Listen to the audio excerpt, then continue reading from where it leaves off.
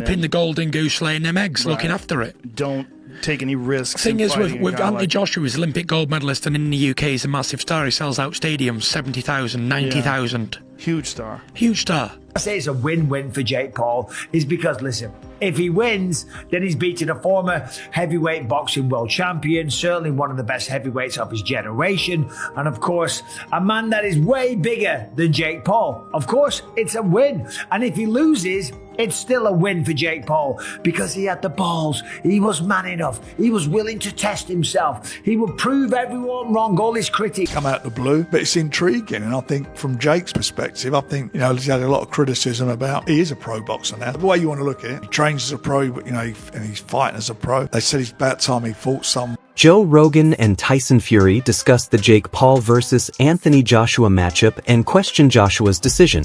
They say Joshua and his management are focused on money instead of real competition. Fury points out that Joshua should be fighting him or Deontay Wilder because those are true heavyweight challenges. Choosing Jake Paul looks more like a business move than a competitive one. Because this is a business at the end of the day. And if I was his management team, I'd say stay away from Fury, stay away from Wilder, and we'll just fight the rest of the people and keep making plenty of money. Why do we need to fight? Michael Bisping's reaction to the idea of Jake Paul facing Anthony Joshua is built on a simple point. For Jake, the situation carries no real downside. Bisping explains that Jake Paul has placed himself in a position where winning would bring him unbelievable praise and losing would still raise his status. If Jake somehow defeated Joshua, even by luck, he would instantly gain the credibility that many fans say he lacks. It would mean he toppled a former unified heavyweight champion, something that even established fighters struggle to do. But even if Jake failed, Bisping believes the result still works in his favor because he would at least have stepped in with a world-class heavyweight. According to Bisping, this allows Jake to present himself as brave and ambitious, a man who is not afraid to challenge someone far above his level.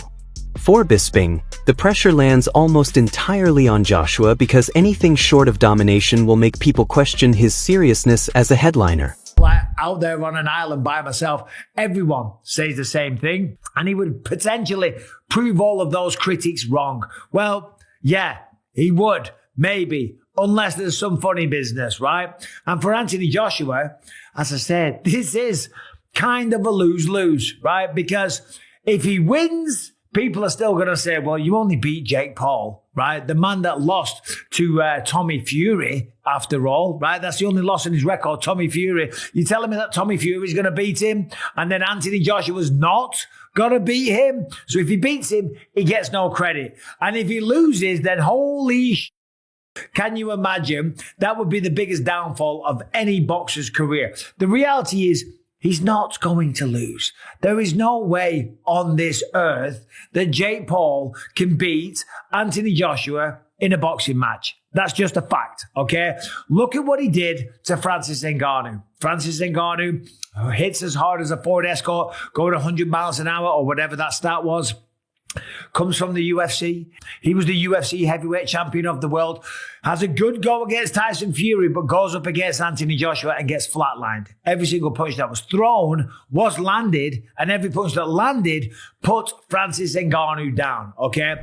So to stand there and think that Jake Paul, who's much, much smaller, who has way less experience, that doesn't weigh anything near him, is going to have a chance, and not to mention the technical abilities. Let's just talk about that. Not to mention the technical abilities or experience. We're talking about an Olympic gold medalist, remember, from back in the day, who's then gone on to become a true British boxing icon or a worldwide boxing icon, let's be honest, right? There's no way that he loses. Joe Rogan highlights that Anthony Joshua is an Olympic gold medalist and one of the most dangerous punchers of this generation. In his view, Joshua would enter the ring determined to send a clear message. Rogan says Joshua would not just aim to win, but to make Jake Paul think twice before calling out real heavyweight champions. For Joshua, the fight becomes a statement of dominance rather than simple victory. Oh my God, if he beat Anthony Joshua, good Lord.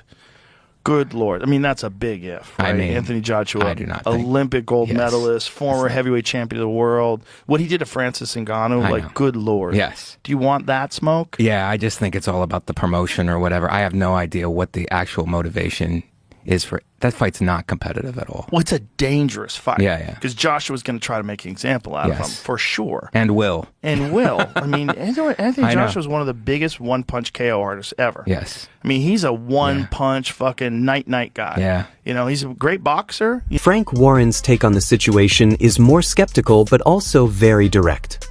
He says the entire conversation began suddenly without any warning. In his view, all signs point to Jake Paul being the one aggressively pushing for this matchup. Warren argues that Jake is tired of hearing critics accuse him of easy matchmaking. Every time Jake fights someone smaller, older, or outside the boxing world, the backlash grows. Warren thinks Jake wants a fight that shuts down that narrative forever, and facing Joshua is the fastest way to achieve it. Warren also emphasizes that most promoters never expected such a proposal to appear, especially not from Jake's side. The fight sounds like a stunt. Yet, Warren notes that the YouTuber-turned-boxer seems determined to prove that he is ready for a genuine heavyweight test. Both. It's not a fight I even thought of. I mean, it's nothing to do with me to start with. I mean, it come out of the blue, but it's intriguing. And I think from Jake's perspective, I think, you know, he's had a lot of criticism about, he is a pro boxer now. The way you want to look at it, he trains as a pro, but, you know, and he's fighting as a pro. They said it's about time he fought some. I've seen some of the stuff, you know, that's been said. When's he going to fight someone? Well, I mean, he's gone from one extreme to the other. You know, that's what he's doing. So if that fight happens, you've got to take your hat off to him. He got called out by Andre Ward, AJ. Would you rather see Jake fight AJ, which is obviously, as we know, a mismatch, or Andre Ward, who's been retired for, 4 years? I'd much rather see AJ fight Tyson. Oh, please. I dread to think how many times we don't know if that's going to happen because the big man, he's filming, he's not made his mind up what he's going to do. Ben Davidson views the whole idea from a much harsher angle. When he compares Jake Paul's chances against Anthony Joshua, he goes back to Francis Ngannou's loss to Joshua. Davidson points out that in Ngannou, a far stronger and more natural heavyweight than Jake, could not remain steady under Joshua's power. He highlights how quickly Joshua dismantled Ngannou, saying that the gap between elite heavyweights and crossover fighters is simply too extreme. If Ngannou, who is physically huge and known for brutal power, could not stay upright for long, then Davidson believes there is no serious conversation to be had about Jake Paul. Everyone already knows how a clash with Joshua would turn out. And Davidson stresses that the purpose of his argument is not to insult Jake, but to show how unrealistic the entire matchup seems when measured against real heavyweight standards. In terms of a fight, like, Francis Ngannou is one of the most durable men on the planet. And look at what happened there. I don't think he's good for boxing, if I'm honest. I was about to ask, obviously, if we were to see that fight, AJ would be a heavy favourite with, I'd imagine, 99.9999% of the sport. How quickly would you expect to see Anthony Joshua get the job done against Jake Paul? He could go in there and do what he wanted. He could play with him if he wanted to. Spencer Oliver approaches the topic from a completely different angle as he talks with a panel of analysts. He thinks there is a symbolic dimension to all of this. Oliver argues that if Joshua actually accepted such a fight, he would be stepping into a moment similar to what Muhammad Ali once did during his era, taking unconventional fights that drew massive audiences beyond regular boxing fans. Oliver notes that this matchup could open new marketing pathways and bring in millions of viewers who usually ignore traditional boxing. Even if the competitive level is not equal, the event still creates noise. In Oliver's opinion, Joshua risking his reputation to take part in something experimental shows how the sport continues to evolve. He believes Joshua could gain global attention from younger audiences who follow social media influencers more than boxers.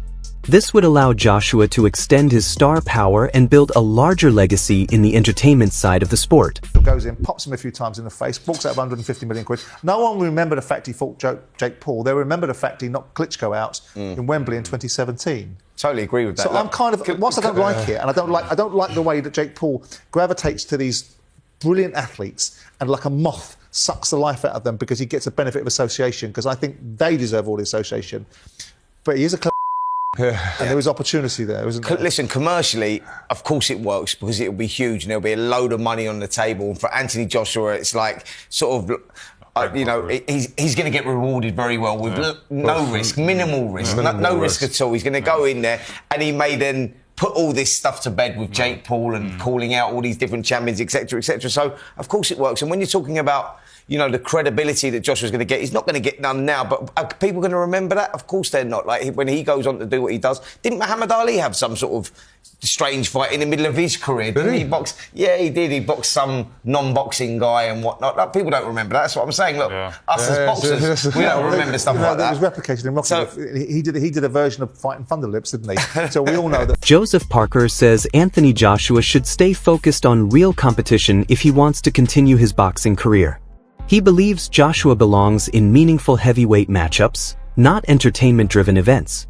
Parker argues that fighting influencers does nothing for Joshua's legacy and that true contenders are the only opponents that keep him relevant in the sport.